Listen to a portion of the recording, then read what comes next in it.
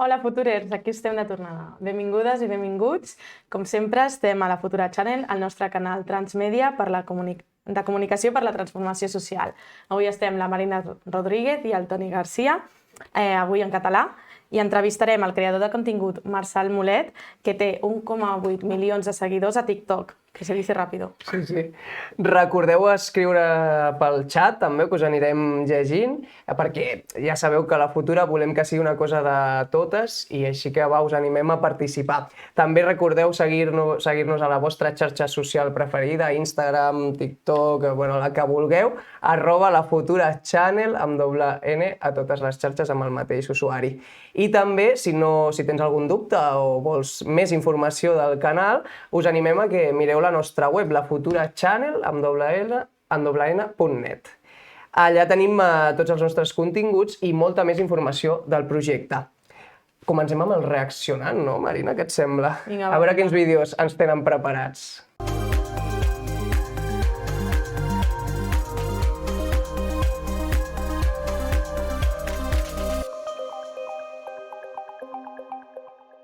No puedes subir a la gente el sueldo en función a lo que produce. En España, todos los empresarios lo hemos vivido, empiezas a pagar sueldos, cuando una gente gana 3.000 pavos, de repente deja de trabajar. Hostias, ¿qué ha pasado? ¿Por qué has dejado de trabajar? Si estás cobrando como un perro. No, porque me he acomodado. Y ya está. Y entonces ahora si quieres me despides. Y entonces ahora ya nos vemos. Me vas a pagar un y cuando tal... Este es el juego. Entonces, ¿qué están consiguiendo? Pues que no haya trabajadores en España. Yo tengo un restaurante, tú estás en el negocio. Busca a alguien válido para trabajar. Imposible. Se te pone malo, se te da de baja, le duele una pierna, le pica el culo, o no viene, o de repente se va a otro trabajo. ¿Esto qué es? Què et sembla? Comencem forts, no?, amb aquest senyor. Diverses coses, no? Ha posat en dubte les baixes laborals, ha posat en dubte els salaris, o sigui, li sembla que la gent cobra massa, no? No sé... Sí, perquè tots sabem que tots els cambrers cobren sempre 3.000 euros, és una cosa que està bastant extesa, no? És que, vamos, per favor, dir aquesta barbaritat. Clar, jo el convidaria que fes públic aquestes ofertes de feina, no? De 3.000 euros com a cambrers. La realitat és que això no és així. A mi, quan veig aquestes coses, el que més em sobta és que la persona que està al davant entrevistant aquest personatge, per dir-ho d'alguna manera subtil, no sigui capaç de dir-li doni'm una dada concreta i real una mica. Clar, bueno, al final només es retroalimenten, no? Van en aquests canals a parlar del seu i que sí que tenen raó, perquè si no jo crec que la persona que fa aquest vídeo ja no convidaria un altre, perquè a mi m'agradaria aquest que diu que si li pagues 3.000 euros s'acomoda i que després busca gent i que no troba ningú que vulgui treballar, que digui que està pagant ell als seus treballadors, perquè no ho ha dit, no ha dit a canvi de què volen treballar, perquè a més ja sabem que el sector de l'hostaleria és un sector superprecaritzat, que en general, ara sobretot aquest estiu s'ha estat parlant molt, no?, de com hi ha molts contractes que són falsos directament, que els fan el contracte de 4 hores i en realitat estan treballant 12 en negre, amb molt menys del salari mínim, amb molt males condicions, perquè clar, si estàs treballant en negre no tens la seguretat social, no estàs cotitzant, al final és evident que la gent, el que passa és que s'ha cansat de treballar en aquestes condicions, perquè per sort anem avançant en qualitat de vida, sembla ser, no?, i ja no estem disposats a acceptar segons quins contractes. Clar, potser és que aquest senyor i altres tipus de senyor com aquest s'han quedat en el segle passat, no? O sigui, ara la gent... Vols saber el que dius, no? Hem anat avançant en drets laborals i ja el que crec que busquen aquest tipus de senyors són esclaus i això ha passat ja, o sigui, això ja no serà més i hauràs de millorar les condicions de les teves ofertes de feina perquè la gent vulgui treballar amb tu, perquè jo no conec a ningú que rebutgi una oferta de feina en la que tingui un bon salari, un bon horari, no? Un horari que respecti com a mínim la legislació laboral, no? O sigui, no conec ningú que rebutgi. Exacte. I sobretot això que diu dels 3.000 euros que la gent s'acomoda, és que em sembla un discurs tan de la dreta i tan neoliberal, de dir, si li pagues bé a la gent, ja no vol treballar. I tots els que són els grans empresaris, que són els propietaris d'aquestes cadenes i això que estan cobrant milions, aquests també s'han acomodat i estan malament, els hem de baixar el sou, perquè d'això no es parla. Aquests sí que estan, que no fan res. Després potser en parlarem d'això. Sí, potser tindrem un espai per parlar d'això. Passem al següent vídeo? Acabo de llegar del registro de solicitar mi nuevo cambio de sexo y legalmente ya soy mujer. Lo que eres es tonto, José Manuel. Tú y los 20 youtubers y tiktokers que estáis haciendo la coñita de con la nueva ley trans ya soy mujer, yo tengo los mismos derechos que una mujer. Cariño, el único derecho que has desbloqueado es hacer el ridículo. Más que nada porque con esta ley el proceso para el cambio registral dura de 4 a 5 meses, teniendo que ir a ratificar la solicitud a los 3 meses de haberla pedido. Y luego teniendo otro mes para ver si el juez te lo concede. Así que llevando la ley aprobada como 3 semanas y estando un pendiente de resolver solicitudes de la ley anterior, pues imagínate si es imposible que tú estés ya registrado como mujer. También casualidad que todos los youtubers que están haciendo este tipo de vídeos sean señoros que se dedican a crear contenido misógino y en contra del Ministerio de Igualdad, porque igual que las mujeres se animen a identificar y a denunciar el machismo, le viene mal por lo que sea. Y eso que los vídeos de estos pavos riéndose de la ley trans, den millones de visitas y cientos de comentarios de trogloditas, cuya máxima expresión del humor es tirar un petardo y cagapum. Y esto es lo que pasa cuando desde los medios de comunicación se lleva 2 años animando a la gente a cometer esto, que se llama fraude de ley. Así que esperamos que si os atrevéis a ir a ratificar, os caiga una multilla por gilipollas. Y esperemos que se pase la moda y la gracia en cuanto alguien consiga registrarse falsamente como mujer y se encuentre con que gana 0 ventajas, pero sí dificultades para conseguir empleo, para conseguir citas médicas porque los servicios no están bien adaptados como llevan años denunciando a las personas trans. Lo único que consiguen es que haya gente que sí que necesita el cambio, que tarde más en conseguirlo, solo porque el hombre hetero básico llora si no es el protagonista durante 10 minutos. Así que parad, que es que ya no os pedimos ni apoyo. Ya lo único que os pedimos es que no hagáis el ridículo. A ver si al menos eso lo conseguís. Bueno, jo vull que em diguin quines són les avantatges aquestes de ser dona, perquè no m'ha arribat a circular a mi encara. No sé. Bueno, el vídeo en si, l'explicació després del noi és sublim, no? És això, o sigui, hola, estáis cometiendo un fraude de ley. O sigui, és a dir, esteu intentant enganyar el sistema perquè en realitat no vols fer un canvi de sexe. El que estàs fent és, doncs això, desbloquejar la teva, bueno, no sé, potser és una paraula una mica forta, però la teva subnormalitat, no? O sigui, si us plau, deixeu de, com deia el company, no? Aturar les llistes d'espera, no? Ampliar les llistes d'espera, perquè prou farragós és un procés com aquest i prou dur per a les persones que sí que ho volen fer de veritat, que necessiten tot el suport i l'acompanyament de l'administració, com perquè vosaltres us dediqueu a fer el panolis, i és que subscric el que diu, per 10 minuts de glòria, no?, en una xarxa social. Sí, totalment, i que al final, bueno, dèiem de si bloqueja les llistes d'espera, vull pensar que això no passarà perquè realment ningú d'aquests influencers anirà a demanar el canvi de sexe només per fer la brometa, perquè no volen ser dones, perquè són uns misògins. És que a més tampoc no els interessa per res, i l'últim que voldrien és ser dones, no crec. Llavors, bueno, fan un contingut supermisògin que a més només enganyen a la gent i això crea un clima de violència, no?, cap a les persones trans, com si fos una cosa molt perillosa que de sobte molta gent es canviés el sexe. Bueno, i si fos veritat i molta gent es canviés el sexe, què? No? És com una mica aquesta cosa de generar por per generar por, no? Per controlar al final i per no cedir aquests privilegis i podem seguir-los mantenint, dissimulant-los en forma de pèrdua de drets, que evidentment ningú perdrà cap dret, sinó que s'estan guanyant drets per persones que fa molt de temps que mereixien tenir-los. No puc afegir res. Passem al següent vídeo. Avalancha de hombres que piden el cambio de sexo. Solicitudes que colapsan los registros. Y luego te metes a leer la noticia y son 40. Vaya, que hay menos gente cambiándose el sexo que votantes en unas primarias de Ciudadanos. Que a estas alturas creo que la celebran en los 100 montaditos. Medios como La Razón están lanzando esta noticia con la intención de crear una alarma social después de la aprobación de la ley trans. Pero luego te metes en el cuerpo de la noticia y lees: hace una hora que ha abierto el registro y ya han recibido 2 solicitudes para el cambio de sexo. Esto es así todos los días desde que se aprobó la ley trans. Chica, yo entiendo que la burocracia está fatal, pero si 2 solicitudes te colapsan el registro, mucho tienen que estar desayunando esos funcionarios para que no les dé tiempo a gestionarlo. Y eso ahora que la ley está recién aprobada, que es cuando habrá más gente yendo al registro, porque habrá personas que lleven años esperándolo. Ay, sí, puede que haya algún tío que esté yendo al registro para intentar cambiarse de mujer para hacer la gracia. ¿Y sabes por qué? Porque si desde los medios lleváis 2 años repitiendo cada día: con la ley trans los hombres podrán registrarse como mujeres y recibir millones de ventajas, pues evidentemente algunos va a hacer caso porque prácticamente les habéis suplicado que lo hagan. Pero 1, existen mecanismos en vía de desarrollo para evitar que estos fraudes de ley pasen. 2, si pasa, la moda va a durar 2 semanas, lo que van a tardar estos 4 estúpidos en darse cuenta de que esto les trae más problemas que ventajas. Y 3, esto ya lo hemos vivido con la ley de violencia de género, cuando todo el mundo empezó a decir que las mujeres empezarían a denunciar todas en masa a hombres para hacerse ricas y para hundirles la vida, y evidentemente no pasó. Y si se intentó en alguna ocasión, eso no quita que sea culpa de quien comete ese fraude de ley, y no justifique que ese caso puntual haga que se elimine una ley que mejora miles y miles de vidas. ¡Hala! És que ho explica superbé, eh? Sí, o sigui, és complicat afegir alguna cosa més.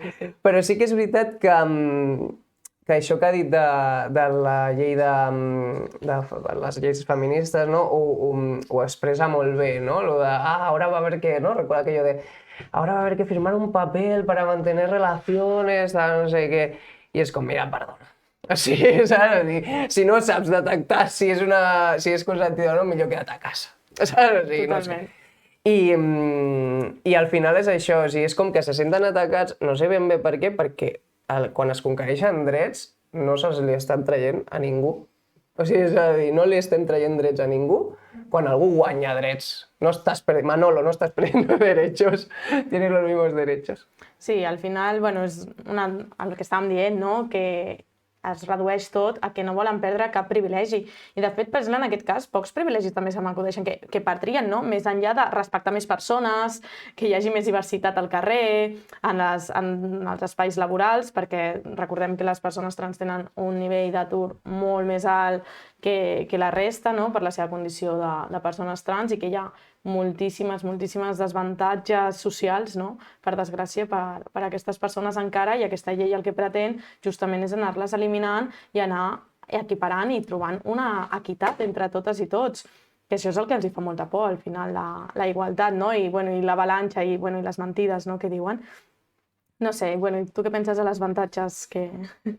Sí, quan diuen això de les avantatges de ser dona és que em posa molt nerviosa perquè dic, però quines avantatges són aquestes? Perquè totes les lleis que es fan en favor de les dones, diguem, cometes, no? De discriminació positiva, són per igualar, no per assolir res més, justament perquè estem en una situació de desavantatge, i és a veure si així s'aconsegueix una mica, i fins i tot tenir les lleis no vol dir que ja se solucionen aquests problemes. No sé, tu què en penses? Sí, no, són passes endavant super necessàries, no? Per aconseguir la igualtat real, que al final és això, igualtat, o sigui, ni uns més ni menys, o sigui, és igualtat, i com deies tu, per molt que es facin les lleis, hi ha un període d'adaptació també social, no? De la societat en conjunt, que fins que no acabi d'avançar, no? I se posi d'acord amb les lleis vanguardistes i tal. Al final, jo què sé, aquí sí que Europa ens mira, no? I estem a l'avantguarda d'Europa en avanços del feminisme, no? Per tant, jo crec que també, doncs això, paciència, no? Ens toca un altre cop de paciència amb aquesta gent, i al final acabaran assolint que el món avança i que ells potser s'han quedat una mica enrere, no? Sí, i això sempre passa al final amb totes les lleis que pretenen com canviar una mica la societat cap a bé, que quan es volia aprovar el matrimoni igualitari, el clam és que la gent també farà frau perquè es casaran dos amics o dues amigues per tenir els beneficis i això que comporta el matrimoni, que primer és com, bueno, i què? Personalment penso que, si et vols casar amb la teva amiga, casa't, jo què sé. I segon, que han passat els anys i s'ha demostrat que això no ha passat, que això no és el que passa. I fins i tot, mira, una cosa més tonta, quan van prohibir fumar als bars, deien que s'enfonsarien els bars.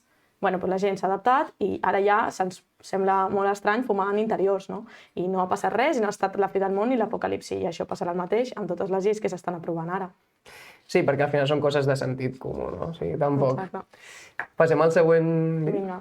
Os estaréis preguntando qué hace vestida así esta mamarracha en una noche de lujo y esplendor.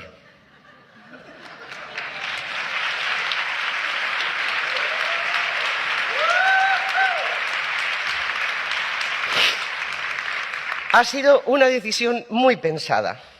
Esta noche no estoy aquí para defender un personaje o un trabajo concreto. Estoy aquí porque habéis decidido poner en valor el trabajo de casi 40 años dedicados casi de forma enfermiza a la interpretación. Y puesto que es eso lo que estáis valorando, quiero recibirlo como persona, no como actriz. Y esto es sencilla y llanamente lo que soy, Blanca, una persona. Un ser humano despojado de lujos y disfraces, sin aditivos, ni colorantes, ni conservantes. Una mujer de 59 años que la mayor parte del tiempo tiene miedo y frío y que necesita desesperadamente cariño y apoyo, que prefiere los vaqueros a los trajes de noche, las cañas con los amigos al champán de las fiestas, que prefiere el amor a la admiración. Brad Pitt y yo... ¿Qué? Tenemos algunas cosas en común. Tenemos casi la misma edad, tenemos exactamente la misma nariz, idéntica, De la mía se sacan 4 suyas, pero son idénticas anyway. Por cierto, es una lástima que naciera en Oklahoma y no en Burgos, por ejemplo, porque se ha perdido conocer al amor de su vida, que soy yo, no Angelina Jolie. Lo otro que tenemos en común es que ambos hemos tenido que luchar contra nuestro físico para que se valoraran nuestras capacidades actorales, solo que al revés. Él ha luchado contra su belleza para demostrar que es más que un cuerpo y un rostro hermosos, y yo contra mi falta de belleza para demostrar que sin ella también se puede ser actriz.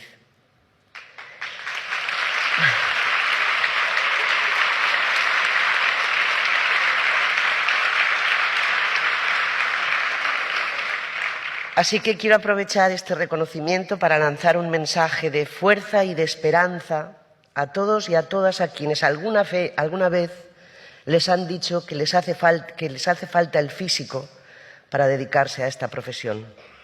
Para dedicarse a ella lo que hace falta es amor, esfuerzo, formación, capacidad de soñar lo que no existe, valentía para sobreponerse al miedo, respeto por ti mismo y por quienes te rodean. Hace falta cultura, trabajo y devoción. Todo eso aumenta con los años y con la práctica. Todo lo demás se lo lleva el tiempo. Os estaréis preguntando... Que maco. Uau!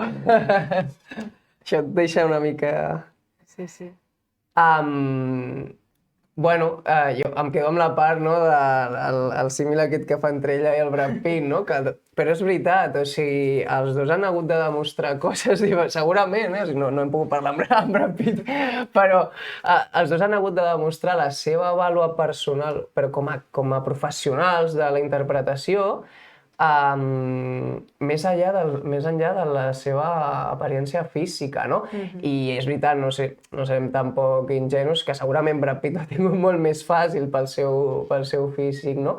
I també pel lloc on ha nascut, no? Que de vegades també, no? També ens oblidem d'això. Però crec que el món de la interpretació i de la producció, sobretot, no? També hauria de fer una repensar, perquè jo crec que les històries quan millor funcionen és quan reflexen la realitat que l'espectador viu també, no? O sigui, que reconeix a les persones, perquè al final el teu barri, el teu espai és divers i, per tant, si a la televisió o al cinema veus perfils diversos, te sentiràs molt més identificat que si al final veus un quadre plàstic de persones perfectes i tot meravellós i vides perfectes, no? Sí, totalment, i que clar, és com una mica trist, no?, que la Blanca hagi de dir que ella ha lluitat contra la falta de bellesa, quan tampoc és una persona lletja, no?, que vull dir que és igual, però que no considerem que el que se surt del cànon no pot ser bell, és molt trist. I em fa pensar que sempre a les sèries i les pel·lícules no sempre diuen els protagonistes són els més guapos. I si és una persona que no acaba d'encaixar exactament allà, ja pensem, ai, però aquesta persona és lletja. I després en la nostra vida real no estem rodejats tampoc de persones que són models i ens semblen guapos i guapes, no?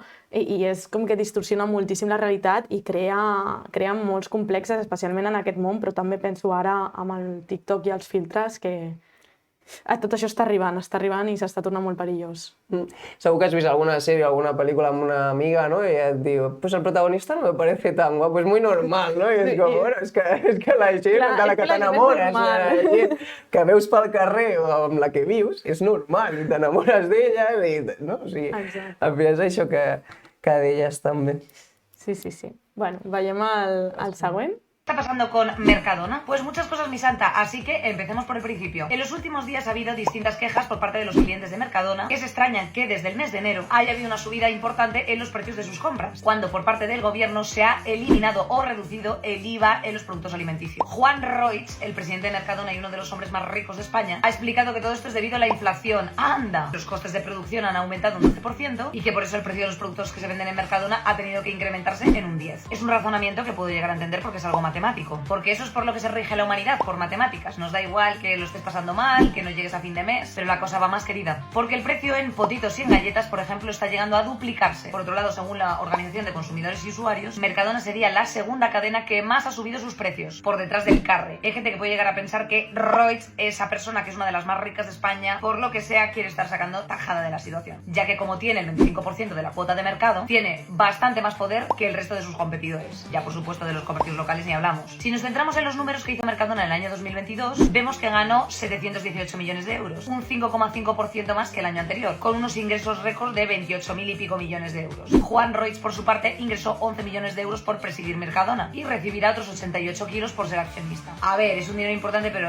pensar que a la que le restas todo el tema de los impuestos, pues se te queda en nada. A irte a la euromanía del Montaditos y poco más. Yo desde aquí le pediría al presidente de Mercadona que se tire el Roig y pues se baje un poquito los precios, ¿no? Yo que sé, Juanito, en vez de darle 100.000 a la fundación del PP como hiciste en su día, pues piensa en esa gente que va más apuradilla a final de mes y échales un cable a ellos. Y yo lo digo por ti, Juancho, que si sigues subiendo los precios solamente vas a poder comprar tú y Osorio en tus supermercados. Mercadona!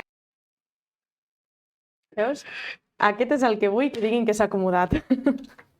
Inés Hernández és una reina, per començar així, i molt atrevida de fer això, no?, des de la seva posició, perquè indirectament, no?, en una xarxa social s'està enfrontant a una persona poderosa del nostre país, com és el senyor Joan Roig, que sí, Inés s'està aprofitant de la situació indiscutiblement, o sigui, com sap que la gent hem de menjar, no?, i sap que ell el que ven és producte alimentari, ha decidit pujar els preus més del compte, perquè també podria haver decidit el contrari, no? Podria haver dit, com el meu país... És que ara m'agradaria parlar de patriotisme, del Joan Roig, que el Joan Roig és dels que porta la polsereta del patriotisme.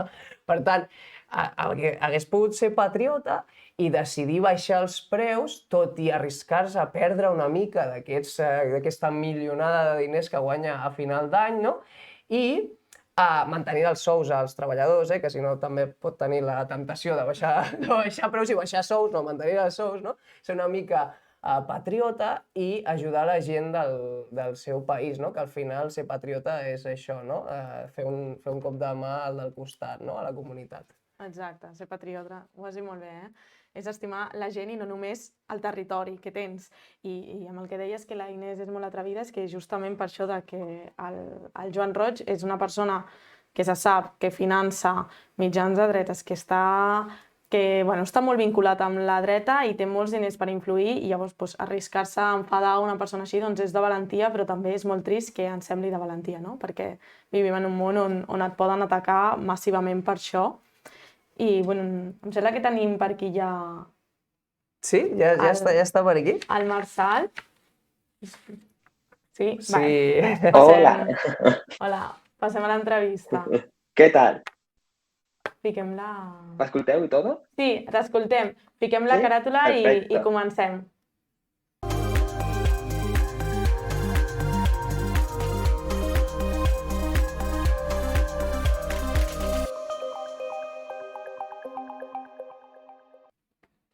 Hola, Marçal. Hola. El Marçal és un dels influencers amb més seguidors a TikTok a Espanya. També està estudiant geografia, però es dedica sobretot a crear contingut a les xarxes socials i doncs això estarem parlant amb ell. Què tal, com estàs? Pues molt bé. Mira, tinc una excursió ara mateix i tot, guanyé. Molt bé, Marçal. Primer de tot, t'agradaria parlar començar amb això que crea una mica de controvèrsia, no? Molta gent pensa que ets andalús, perquè els teus vídeos els fas amb un accent simil al que pot semblar a algú d'Andalusia. Però, bueno, ens estàs demostrant que no, que parles, que la teva llengua és el català. La pregunta és, per què? Per què has decidit fer els vídeos amb accent andalús i on l'has après? Bueno, yo desde pequeñito, desde petit, vaig parlar amb la meva amiga, la Paca, me parlàvem així, con el acento andalús i des d'aquell moment, tant com ella com jo, amb els amics i tot, hem desenvolupat poder parlar així, bueno, sobretot amb la Paca, amb els meus amics i tal, amb confiança, he desenvolupat, pues parlar així, com aquest accent, ¿no? También te digo yo, que molta gent dice que esto es apropiación cultural, lo que yo hago. Es decir, si tú ahora mismo hablas inglés, te apropias de los guiris, O sea, para que te hagas una idea. Però sí, bueno, no l'he après així com a tal, però bàsicament la gent no es pensa que a Catalunya només es parla català i ja està. I realment a Catalunya es parla pues, francès, anglès, àrab, de tot. Es parla de tot, perquè hi ha pues, de todo, m'entens? I la gent que diu, ay, es que fa apropiación cultural porque copias te mofa de los andaluces, no sé cuántos. Vine a Barla, vine a Barcelona y ves la gente que hay y veuràs que realment pues, no todo el mundo parla català, m'entens? Però sí, sí. Bé, la següent pregunta anava en aquest sentit, no? Nosaltres, de fet, ens sembla bastant divertit el que fas i ens quedem amb això, no? No et faré la pregunta perquè has parlat ja de l'apropiacionisme cultural, però ens quedem amb això, no? Que m'ha agradat això de Catalunya, la realitat és una altra, no? No només es parla català, sinó que conviuen diverses llengües. Totalment, i a més, especialment a Catalunya, tenim molta gent gran que va d'Andalusia i, bueno, no sé tu, però jo almenys tinc molts amics que els seus avis parlen andalús i llavors pues, l'andalús forma part del seu dia a dia, així que en realitat no està tan lluny, no?, de la nostra realitat. Bé, i et volíem preguntar com vas començar a TikTok? Què és el que et va portar a fer contingut a les xarxes? Bueno, jo vaig començar a la pandèmia, per allà a la pandèmia vaig començar a fer així com sonidos de la que se avecina, del Fermín i tal, perquè molta gent em deia, ai, te pareces al Fermín, no sé què, no sé quantos. I vaig començar allà i vaig fer un filtro de TikTok i la gent va veure, em va sentir parlar realment, no? Perquè els sonidos en TikTok, si no parles, no saps la veu, sinó que es fas veure com que parles tu. Llavors pues, vaig fer un sonido jo, o sigui, vaig parlar jo amb el filtro i la gent em deia, por favor, haz más vídeos tú hablando, no sé qué, no sé cuánto, y a partir de ahí yo ya empecé a hacer vídeos parlant i a la gent li encantava. I a partir d'ahí ja he anat desenvolupant, pues, fent filtros, fent alguna vegada alguna cosa així de alguna story time, lo que compro en Mercadona, cualquier cosa así, tot. Sí, tu fas contingut de tot. I justament parlant d'això, avui ja estàvem reaccionant a uns vídeos d'alguns influencers que feien una cosa bastant polèmica, fent veure que es volien canviar de sexe segons la nova llei, de llei trans i bueno, aquestes històries, i que al final donen un missatge doncs, bastant misògin, no?, amb intenció de desprestigiar aquesta llei. Llavors, tu creus que els influencers i els generadors de continguts tenen responsabilitat amb el que estan transmetent i els missatges que tenen i que creen una manera de veure el món de cara a la gent que ho segueix? Claro, o sea, per exemple, les xarxes socials és una cosa que s'està anat exponenciant molt i la gent que té influència dins de les xarxes socials té com... Quan tu entres i crees contingut i tens seguidors, hi ha com un contracte invisible que fica allà. Si acceptes tot això, tens que acceptar la responsabilitat de que tu et pot veure una persona de 5 anys, de 6 anys o de 7 anys i tu li pots influir molt, vulguis o no, per la forma de vestir, per la forma de parlar, per la forma de tal i qual. Tot, influeix tot. Però si a part tu influeixes ja en l'opinió mofanta com una actitud d'un crió de 5 anys o qualsevol cosa, això pot influenciar molt a les generacions futures, sobretot. Llavors afecta molt. Llavors, aquesta falta de responsabilitat que tenen molts influencers és preocupant. I per això molts cops hi ha gent que no es mereix tenir els seguidors que té perquè no són persones que realment donguin una bona imatge a lo que és la societat avui en dia. Totalment. De fet, molta gent, i molta gent jove sobretot, no? El seu canal d'informació de les coses en general, però també de la política en concret, és a través del TikTok, no? La seva primera connexió amb temes polítics pot arribar en un scroll de TikTok, no? Creus que les xarxes socials ajuden a fer un món millor o al contrari? I quins riscos veus tu com a generador de contingut? Bueno, depèn. Si tu fiques a gent creant contingut, hay gente, buena gente, como todo, i els fiques allà a crear contingut xulo, tal qual, transmitint missatges bons, sempre que no estigui condicionat, no? Que no diguin tens que fer això i dir això, no? O sigui, que tu siguis lliure i tal, no té ningú risc. El risc està en que hi ha gent que ja té una educació, entre comilles, diferent a les altres i pot afectar l'educació negativa, diguem així, i a partir d'allà influenciar a la gent, no? I al fin i al cap, la gent que és així com més, que no té tants estudis, gent més ignorant perquè no ha tingut l'accés a la universitat, als instituts, que per sort no, però gent així que no entén de moltes coses, coses és molt influenciable. Llavors, si li fiques una persona a una pantalla amb molts seguidors, doncs el que farà és adorar aquella persona i seguir hasta la muerte aquella persona. I pot ser perillós si aquella persona no té dos dedos de frente.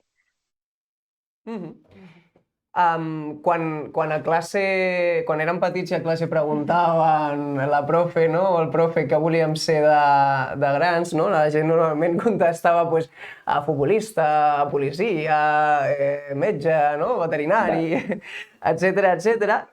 Avui dia segurament si entréssim a una classe de primària molts nens ens dirien i nenes ens dirien que volen ser youtubers. Què en penses d'això? Qualsevol pot ser influencer? No. L'altre dia vam fer una entrevista per a un Insti i em van preguntar una mica el procés de com és Canyes, tal i qual, no? I els vaig explicar com és, que la marca et contacti no tu, sinó la teva agència. Els vaig explicar el procés i el comentari d'una nena al costat va ser «Ui, jo ja no quiero hacer TikToks». És a dir, és una cosa que tens que valer, t'ha que agradar, tens que voler proselitar, tens que voler i acceptar que quan vagis pel carrer et demanin fotos i tu no pots dir no, vete a la mierda, no quiero una foto contigo. No, tens que ser respetuós i si vols fer-te una foto, fer-te-la. I si no vols, dir-ho amb respecte. Però hi ha gent que no val per això. Al igual que hi ha gent que no val, jo què sé, per fer X treball o per fer l'altre, saps? Però al fin i al cap, si t'agrada i tu creus que vals, pots ser-ho. Però si no, no. Però tothom no pot ser. Crec que de vegades tenim una mica la idea, no?, de que qualsevol pot ser-ho Claro. perquè és molt fàcil i tens moltes avantatges i això hi ha una de les pel·lícules nominades als Oscars, El triangle de la tristesa, que surten un parell d'influencers i hi ha una escena que els pregunten si es guanyen la vida amb això i ells diuen que bàsicament els donen coses gratis. Això és així? Tu creus que és rendible ser influencer o quantes hores has de dedicar al dia perquè realment et puguis guanyar la vida només amb això? O no és aquest l'objectiu? Realment ser influencer et pot donar com un allanar el camino per si vols fer alguna cosa en un futur, però ser influencer significa, doncs, tu, per exemple, vas a treballar qualsevol treball, no tots, però la gran majoria vas a treballar, soc camarero, vaig a treballar de camarero, tornaré potser cremado per la gent que ve, perquè a vegades tens que tenir molta paciència, però la gent que es dedica a les xarxes a crear contingut és, creo contingut, miro vídeos i no surto d'aquella aplicació. Miro seguint vídeos perquè hi ha trends cada dia, tu tens que fer trends, tens que agafar filtros, tens que pensar en què faràs el demà per gravar, tens que pensar en què penjaràs a TikTok, què penjaràs a Instagram. Tens que fer més vídeos, tens que fer menys, tens que canviar el contingut, no? Què li agrada a la gent, què no li agrada? És una vuelta de coco, i els diumenges tu treballes. Diumenge, dissabte, divendres, festivo, no festivo, da igual que sea festivo aquí en Madrid o en la Conchinchina. Tu tienes que gravar, perquè la gent sempre té això, el mòbil. I punto. I és així. Llavors la gent que diu, no, que potser no és un trabajo. Bueno, a ver, cuidado. Exacte, i a més de tot això, no, que els algoritmes de les xarxes socials canvien molt ràpidament i contínuament en benefici de la pròpia xarxa social sense tenir en compte els creadors de continguts. No sé si t'has trobat algun problema amb això o coneixes algú que li hagi passat i com ho has afrontat.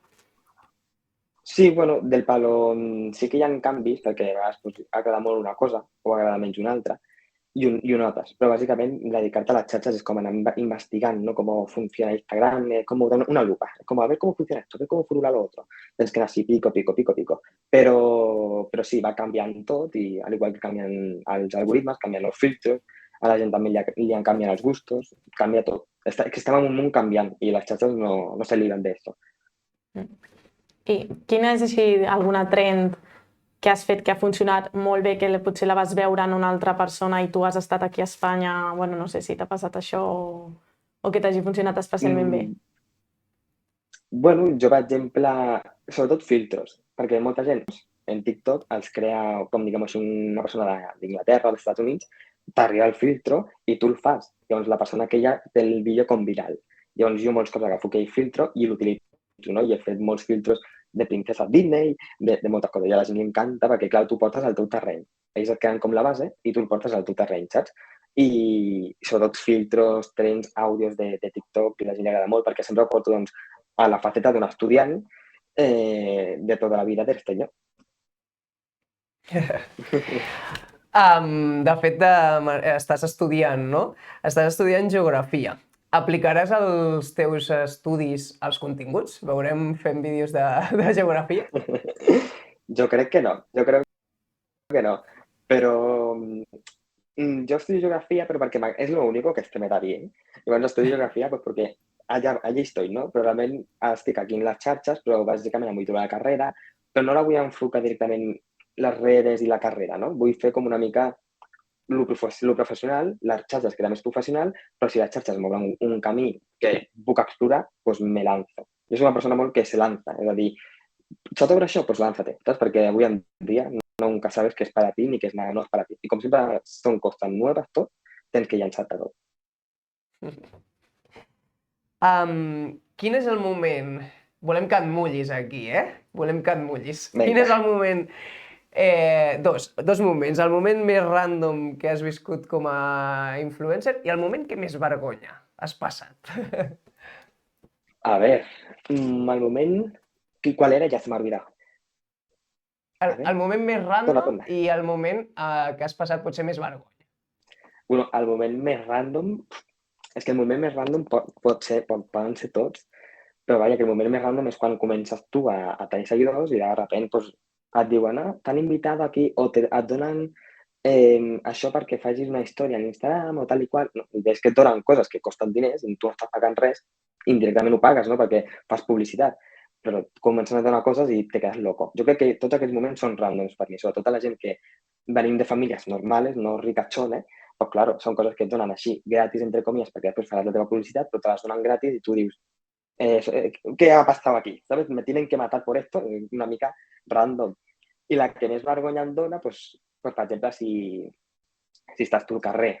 Yo es que vaig motivat con la musiquita. Yo voy con la musiquita siempre, voy por la calle, vaig pel carrer y de repente siempre em diuen, perdona. Y claro, jo vaig motivat, saps? I quan et demanen una foto, jo crec que me da vergüenza a mí, pero no porque no me vergüenza, sino que me da vergüenza que yo voy con las pintas de estar por casa y me paran para hacer una foto. Yo digo, yo estas fotos yo no las quiero ver. Yo no las voy a ver, porque esto es horroroso. Pero me encanta que me hagan fotos, pero claro, no estás acostumbrado. Es como extraño.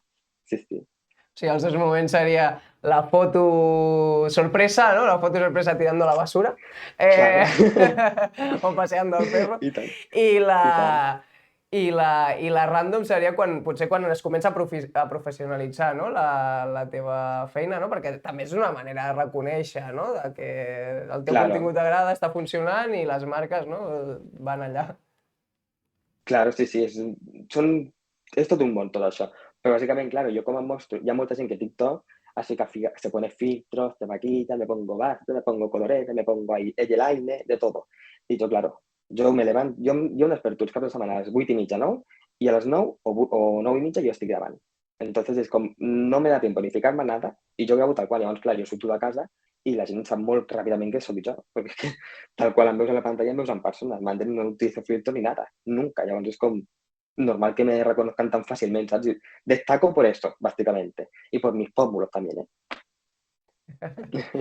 Mira, i amb això que deies de les marques, no? Que clar, és una mica se'ns escapa els que no estem en el món de les xarxes socials i crec que tots sempre ens preguntem quan ho veiem els influencers que proporcionen coses, si us ho creieu una mica o si t'ha passat que alguna marca t'ha tocat promocionar alguna marca o fer alguna cosa amb una marca que dius, és que això jo no... En plan, no sé ni per on agafar-ho, no cal que diguis la marca, però... Claro. No. Bueno, a mi no m'ha passat tan directament, però jo sí que sé, o sea, jo crec que no ho he fet, potser després jo dic, hòstia, doncs sí, saps? Però ara mateix jo crec que no. Però bàsicament, quan a mi em diuen aquesta marca s'ha interessat per tu, doncs jo depèn de què la marca, digo, doncs sí, doncs no. Ara, sí que jo he vist moltíssima gent i tot que fan una història, o sea, que la marca, per exemple, et contacta amb tu, no? I et diu, mira, jo et pago això i a canvi me haces esto.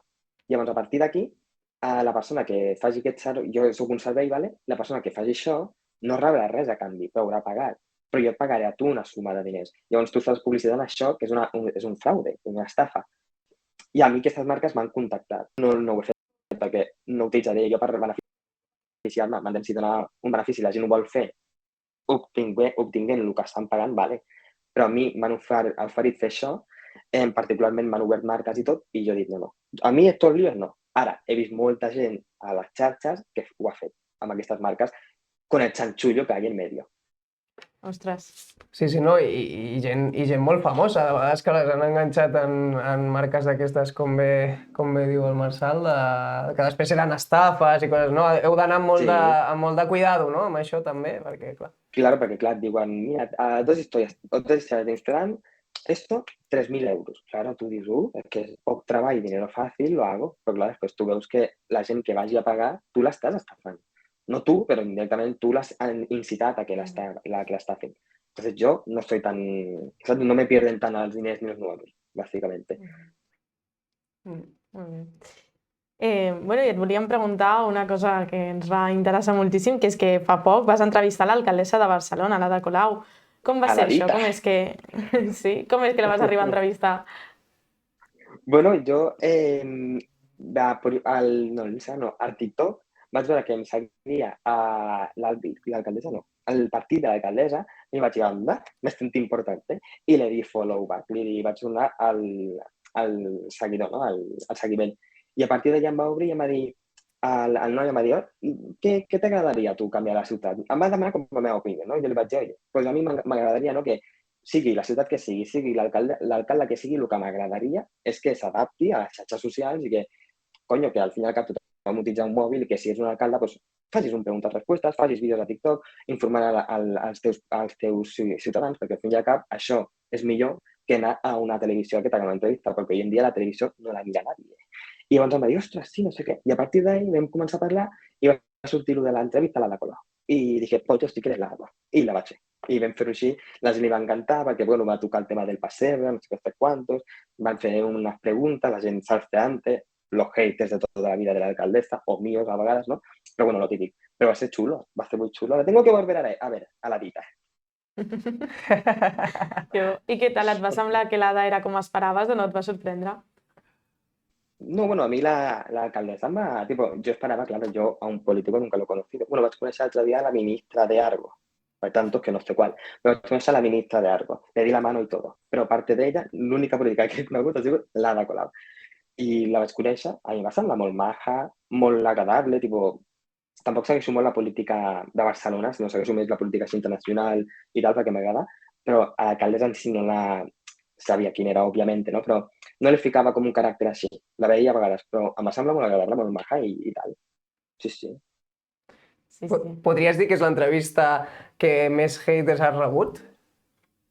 No tinc ni idea. O sea, yo, desde mi punto de vista, no vaig veure molt hate. La verdad, no el vaig veure molt. O sea, jo m'esperava molt de hate, sobretot hacia l'Ada, perquè ser un tema polític, més controversial i tal, m'esperava molt de hate cap a ella, però la veritat és que vaig veure gent que estava en contra del que deia o d'ella, però no vaig veure jo molt de hate, vaig veure lo normal. Sempre hi ha el típico que està malament perquè no li agrada X, no li agrada Y, o el típico para tocar los huevos, que siempre está.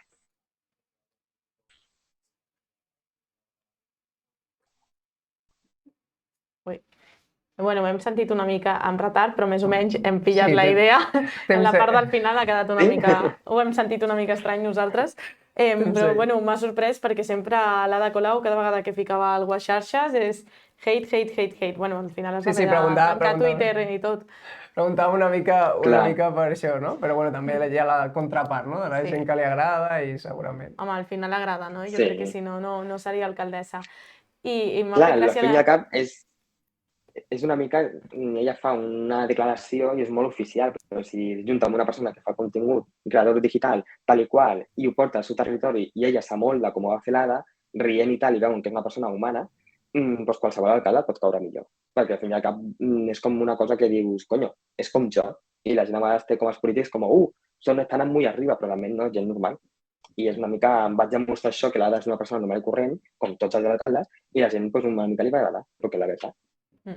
Al final, no, la clau potser és el que deies, ser propers, i mira, fa poc també va parlar amb l'Ibai, que així improvisadament li va fer una trucada i li va agafar el telèfon, que em va semblar molt divertit, i deies que això, no?, que qui sigui alcalde o alcaldessa hauria d'estar a les xarxes i fer coses com feu vosaltres, els creadors de continguts, però hem vist alguns polítics que, clar, ja tenen una edat, intentar tenir TikTok i, ostres, fa una mica de cringe, No sé què en penses d'això.